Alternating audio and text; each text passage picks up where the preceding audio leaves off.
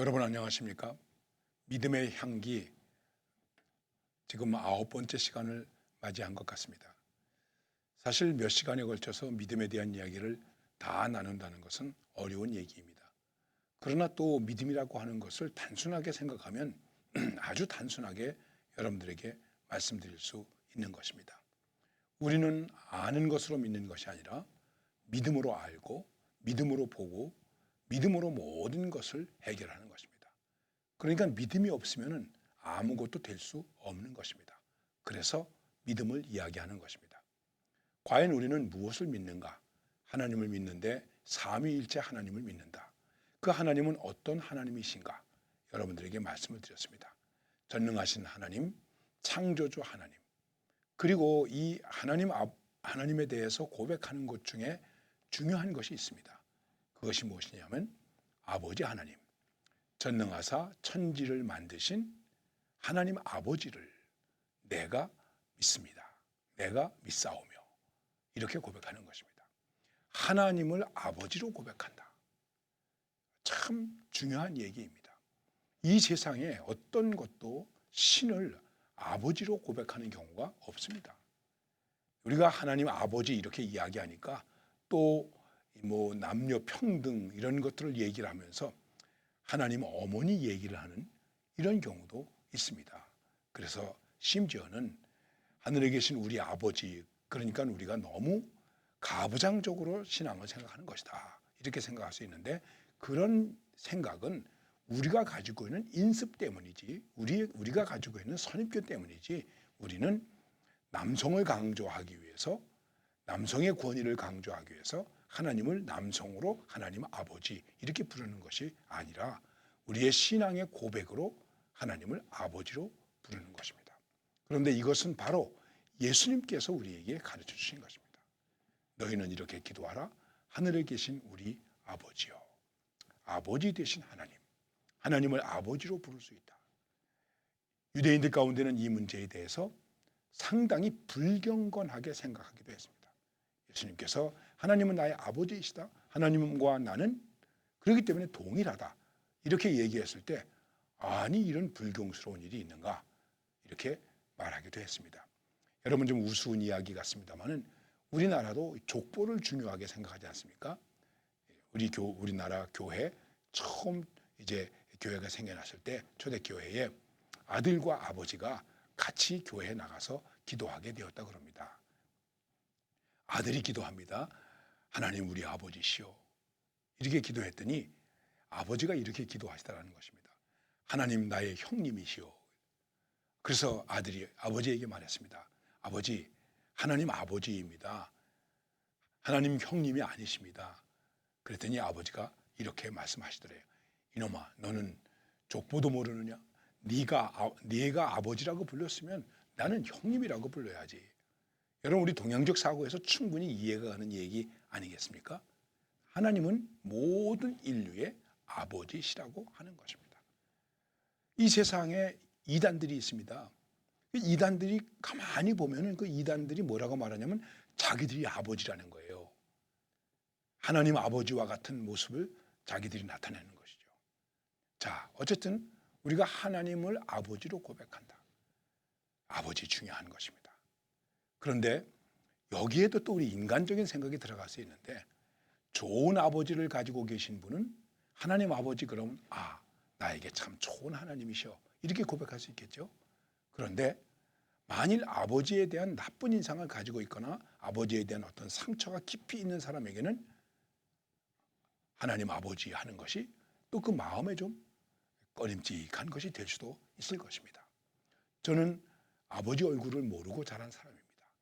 그렇기 때문에 교회에 나갔을 때 하나님 아버지, 그 아버지를 부른다는 것이 제게 있어서는 개인적으로 굉장히 정감이 있고 의지가 되고 푸근했습니다.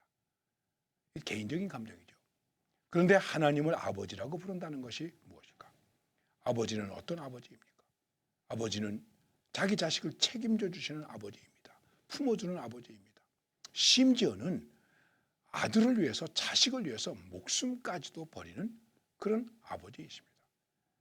가깝고 친근하고 의지할 수 있고 언제든지 나를 품어주시는 그 아버지, 그런 하나님이시라는 것입니다. 여기에 대한 비유가 성경에서 가장 잘 나타난 것이 우리가 흔히 이렇게 말하죠. 탕자의 비유. 어떤 아버지에게 두 아들이 있었는데 둘째 아들이 아버지 재산을 가지고 나가서 다 탕진하고 거지가 되어서 돌아왔을 때 그 아버지는 달려나가서 끌어안고 입을 맞추고 아무 야단도 치지 않고 데리고 와서 잔치를 베풀고 옷을 갈아입히고 가락지를 끼우고 신을 신겼다. 그런 감동적인 얘기가 있습니다. 바로 하나님 아버지, 하나님은 그런 분이시다 하는 것입니다. 자, 이 정도로 말씀을 드리면서 이 하나님 아버지는 언제든지 우리와 함께 있기를 원하십니다. 그래서 하나님께서 우리에게 하신 말씀 가운데 아주 중요한 말씀은 무엇이냐면 내가 너와 함께 하겠다. 그래서 하나님의 이름도 무엇입니까? 임마누엘. 그런데 이 임마누엘을 가지신 분이 누구이십니까? 바로 예수님이십니다. 아들을 낳아 그 이름을 임마누엘이라 하라. 임마누엘은 하나님이 우리와 함께 하신다. 예수님께서 승천하시면서 우리에게 주신 말씀도 무엇입니까? 볼지어다 내가 세상 끝날까지 항상 너희와 함께 있겠다 말씀하신 것입니다. 하나님 우리와 함께 하시기 위해서 우리에게 늘 가까이 오십니다. 하나님은 말씀으로 우리에게 가까이 오셔서 말씀해 주시는 아버지이십니다. 그러면서 이 하나님께서 당신을 우리에게 가까이 오셔서 우리와 함께 하시면서 함께 하시고 하시는 그 과정 속에서 역사적인 사건이 일어나게 되는데 바로 그것이 무엇이냐면 하나님이 사람이 되신 것입니다. 이것을 우리는 성육신이라고 얘기를 하고 바로 이 성육신을 예수 그리스도의 탄생이라고 말하는 것입니다. 그리고 예수님께서 이 세상에 사신 삶의 모습을 말하는 것입니다. 하나님이 사람이 되셨다. 이것은 일반적으로 이해할 수 없습니다. 신비한 것입니다. 오묘한 것입니다. 이 세상에 여러 신에 대한 이야기들이 많이 있는데 그 신에 대한 얘기들을 보면 뭐 히랍 신화에서 나온 이야기든지 동양적인 이야기든지 그 이야기들 속에는 어떤 얘기들이 많이 있느냐면 신이 우리와 함께 하고 있는 모습에 대해서 얘기하고 있습니다. 그래서 신이 사람의 모습을 하고 나타나기도 하고 신이 호랑이의 모습을 하고 나타나기도 하고 신이 나무의 모습을 가지고 나타나기도 하고 이렇게 신에 대한 표현이 우리와 같이 있는 가까이 있는 그러한 모습으로 표현된 것들이 많이 있습니다. 그런데 우리는 하나님이 사람이 되셨다. 이렇게 말씀하는 것입니다. 그리고 그것을 성육신 이렇게 말하는 것입니다. 이것은 이 정도의 논리로 여러분들에게 말씀을 드리는 것이지 그 이상에 제가 어떻게 인간의 논리를 가지고 설명하기는 매우 어렵습니다. 근데 이 문제에 대해서 우리는 어떻게 고백을 하는가? 바로 창조주 되시고 전능하신 하나님 아버지. 근데 그분의 유일하신 아들 예수 그리스도가 우리에게 오셨는데 이분이 사람의 몸을 입어서 이 땅에 오시게 되었다. 그런데 그분이 어떻게 해서 이 땅에 오시게 되었는가? 성령으로 잉태되셨다. 이렇게 말씀하는 것입니다. 동정녀, 처녀, 남자를 알지 못하는 한 여인에게 성령으로 잉태되어서 이 땅에 태어나셔서 우리의 구주 예수님이 되셨다 하는 것입니다. 자, 우리가 이것도 역시 인간의 논리로 얘기할 때 이해가 되지 않는 것입니다. 요즘 세상에 흔히 이렇게 말하는 사람들이 있습니다. 처녀가 애를 낳아도 할 말이 있다. 그런데 처녀가 혼자 아기를 가졌다면 어떻게 하시겠습니까? 그러면 우리는 그 아이를 사생아로 생각하기 쉽습니다. 불륜적인 아이로 생각하기 쉽습니다. 어떻게 처녀가 아이를 잉태할 수 있겠는가? 우리는 이렇게 생각할 수 있습니다. 자, 여러분 생각해 보십시오. 우리가 믿음이 있습니까? 하나님이 모든 것을 창조하신 것을 믿습니까? 하나님께서 흙으로 사람을 지으셔서 코에다 생기를 불어넣어서 인간이 되셨다는 것을 믿습니까? 그러면 그 다음에 이 하나님께서 돌로도 아브라함의 자손을 만들 수 있다. 여러분 그렇게 믿습니까? 그렇게 믿으면 문제가 없는 것이죠. 그러면 그 다음에 한 여인의 몸에 성령을 통해서 잉태케 하셔서 사람을 낳게 하셨다. 흙으로 사람을 지으신 하나님께서 이 역사를 못 이루시겠습니까? 그렇기 때문에 전능하사 천지를 만드신 하나님 아버지를 내가 믿사오며 이 믿음이면 모든 것이 끝나는 것입니다. 요거는 이렇기 때문에 믿을 수 있고, 이것은 이렇게 이해가 되기 때문에 믿을 수 있고, 이것은 과학적으로 논증이 될 수 있기 때문에 믿을 수 있다. 그것이 아니라는 것입니다. 그렇기 때문에 믿음을 가지고 하나님을 믿는다면 예수님께서 성령으로 잉태되어 우리에게 오셨다고 하는 사실을 못 믿을 이유가 없다는 것입니다. 어쨌든 예수님은 성령으로 잉태되어서 마리아의 몸을 빌어서 이 땅에 오셨습니다. 그래서 인간이 되셨습니다. 하나님이 인간이 되신 것입니다.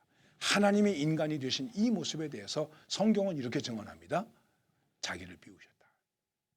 하나님이라고 하는 권능과 영광을 다 비우시고 본체를 비우시고 사람이 되셨다.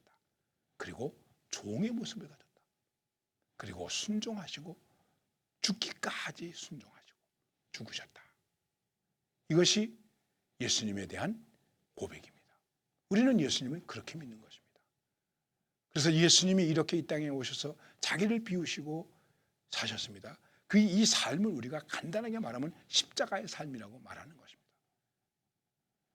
우리는 이 사실에 대해서 본디오 빌라도에게 고난을 받으사 십자가에 못 박혀 죽으셨다. 이렇게 고백을 하는 것입니다. 사람이 되셔서 어떻게 사셨는가? 십자가에서 죽으셨다. 그리고 그 죽으심의 이유가 무엇인가? 바로 우리의 죄를 용서하기 위해서 대신 죽으셨다. 이렇게 대속이라고 말하는 것입니다. 자, 우리가 여기서 다시 한번 생각해야 될 것은 예수님은 참 하나님이시고 예수님은 참 사람이시다. 반은 하나님이시고 반은 사람이시다. 그게 아니고 참 사람이시고 참 하나님이시다. 믿기 어려운 것이죠. 이거 가지고 많이 논란했습니다. 비슷한 것이다. 어떤 경우는 반은 하나님이고 반은 사람이시다. 이렇게 생각하기도 합니다. 이런 문제에 대해서 뭐라고 말하냐면은 예수님의 인성과 신성 두 본질을 가지고 있다. 이렇게 말하고 있는 것입니다. 예수님에겐 두 가지 본성이 있다. 하나님과 사람 때문에 본성이 있다. 그런데 이것은 나뉘지도 않고 분리될 수도 없고 섞일 수도 없고 변하지도 않는 그런 하나님의 본체이시다. 참 하나님, 참 인간. 베레 데우스 베레 호모. 이것이 바로 예수님에 대한 우리의 신앙 고백이라는 것입니다. 사람으로서 우리의 죄 때문에 십자가를 지셨다. 그리고 죽으셨다. 그런데 그 죽음으로 끝난 것이 아니라 부활하셨다. 부활하셨다. 다시 사셨다. 이것입니다. 다시 사셔서 하늘에 오르셨고 하나님 보좌 우편에 앉아 계시다가 거기에서 우리를 심판하러 오신다. 우리는 이것을 믿는 것입니다. 다시 말씀드린다면 예수님께서 이 땅에서 사셨고 십자가를 지셨고 그렇게 사랑하셨지만은 그러나 반드시 예수님으로 말미암아 이 땅에 심판이 있게 된다 하는 것을 말씀하고 있는 것입니다. 우리는 심판을 믿습니다. 그렇기 때문에 우리가 믿음으로 살아야 됩니다. 그 믿음 속에서는 심판에 이르지 아니하는 하나님의 축복과 은혜가 있기 때문에 그런 것입니다.